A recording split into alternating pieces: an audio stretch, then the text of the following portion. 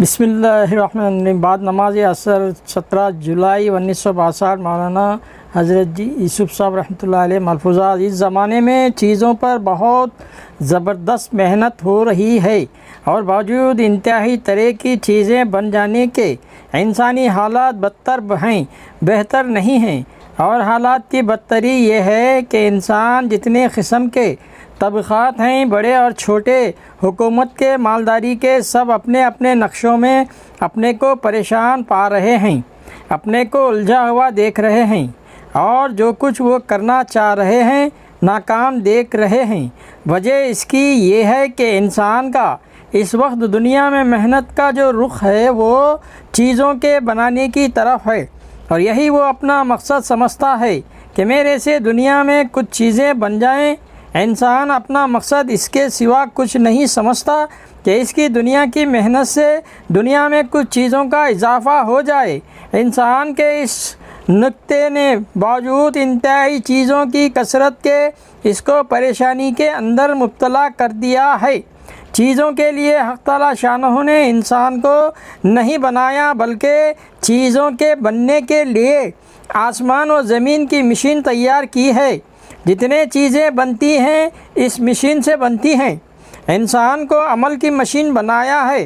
انسانوں کو حق تعالی شانہ نے جو مقصد تجویز کیا ہے وہ اپنے عمل کو ٹھیک کرنے کی محنت ہے، اور اس کو یہ بتلایا کہ دنیا میں مشغول کرتے ہیں۔ انسان کے اندر اللہ پاک نے جانور والا حصہ بھی رکھا ہے، اور انسان کے اندر باقی جانوروں کے علاوہ باعتبار انسان ہونے کے عمل کے کچھ دوسرے پہلو بھی رکھتے ہیں۔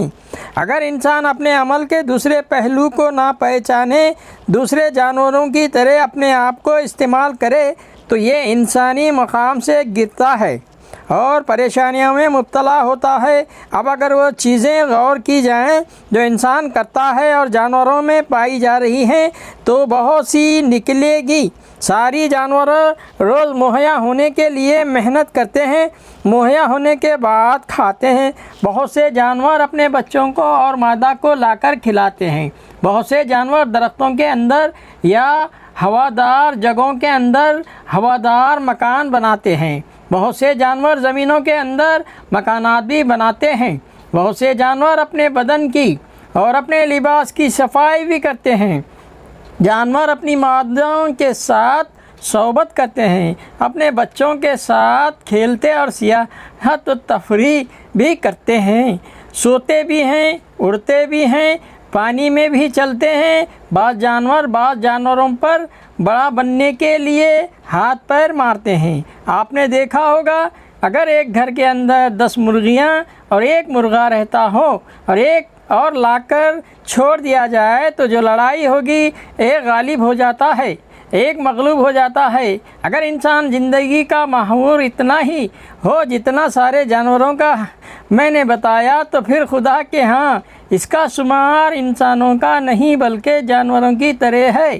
ایسے انسانوں کو حق تعالی شانہ اپنی کتاب پاک میں جانوروں ہی کی طرح قرار دیتے ہیں، بلکہ بدتر قرار دیتے ہیں۔ ایسے ہی انسان اپنی تاریخ میں یہ تلاش کرتے ہیں کہ ہم پہلے جانور تھے، انسان بنتے بنتے بن گئے۔ اپنی بدعملی کی وجہ سے جانور ہی خدا کے ہاں قرار پا گئے۔ دوسرا رخ جس کے لیے انسان کو بنایا گیا ہے، انسان اپنی جان و مال سے دوسرے انسانوں کے تقاضے پورے کرنے والا بنے۔ اپنی جان میں سے، اپنے مال میں سے دوسرے انسانوں کی زندگی بنانے کے لیے حصہ نکالے، اپنے کھانے میں سے نکالے، بے کھانے والوں کو کھلائے، اپنی بیویوں کے خرچوں میں سے نکالے، اور دوسری حاجت مندوں اور ضرورت مندوں پر پریشانی حال عورتوں پر خرچ کرے۔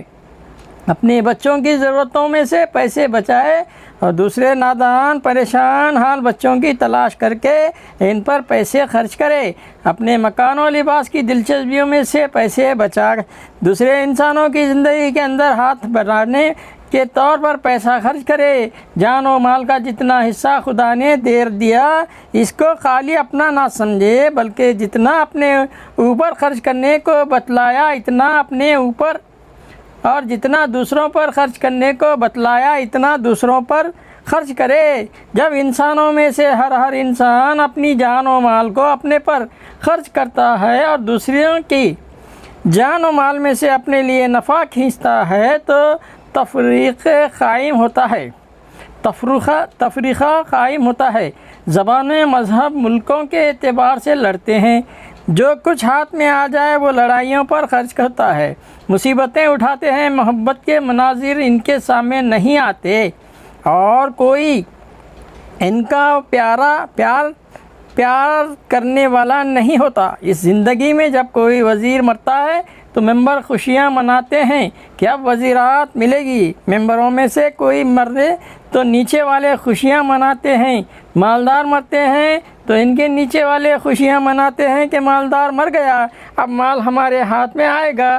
رسمی پرستی کے سوگ مناتے ہیں اور مجلسوں میں خوشیاں منائی جاتی ہے۔ لوگ نقلی رونا روتے ہیں اور اندر سے ان کے دل ہنستے ہیں۔ دوسری وہ زندگی ہے جس میں انسان اپنے مقام کو حاصل کرے، دوسروں کی زندگیاں بنانے پر جان کو بھی مال کو بھی خرچ کرے، تو اس سے انسانی زندگیوں کے اندر محبتیں قائم ہوتی ہیں۔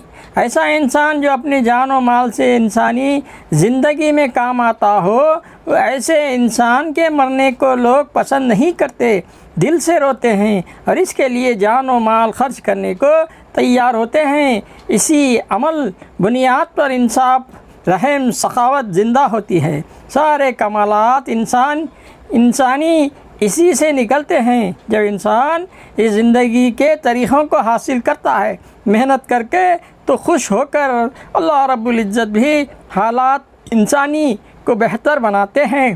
برکت، راحت، سعادت کے دروازے کھول دیے جاتے ہیں، پریشانیاں، بلائیں روک دی جاتی ہیں۔ وہ جو عام جانوروں کی زندگی ہے، اسی پر چلنے کے لیے انسان کو کچھ نہیں کرنا پڑتا۔ آنکھوں کے سے نقشہ دکھائی دیتے ہیں اور اندر نقشوں کے جذبات بھرے ہوئے ہیں۔ دوسری زندگی کے لیے ریاضت، مجاہدہ کرنا پڑتا ہے، اپنے اندر کی تعمیری مادوں کو پہنچانے کی محنت کرنی پڑتی ہے اور تغریبی مادوں کو دبانے کی اور تعمیری مادوں کو ابھارنے کی محنت کرنی پڑتی ہے۔ اب آپ ہماری اس بات کو اچھی طرح غور کر لیں گے اور اس بات کو بھی جو ہم نے پہلے عرض کی تھی تو ہم انشاءاللہ آئندہ مجلس میں یہ بتائیں گے کہ تغریبی مادوں کو دبانے کے لیے، تعمیری مادوں کو ابھارنے کے لیے کس طرح اور کس محنت کی ضرورت ہے۔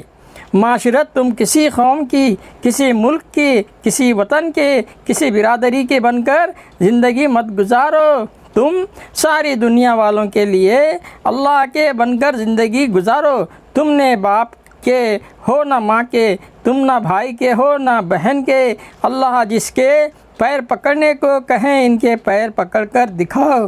ہر مظلوم کی مدد کرو۔ اگر باپ نے کسی کا ناحق دو تھپڑ مارے تو مظلوم کا ساتھ دو، معاشرت بندگی پر آ جائے، عصبیت اور نفسیانیت سے ہٹ جائے۔ سبحان اللہ۔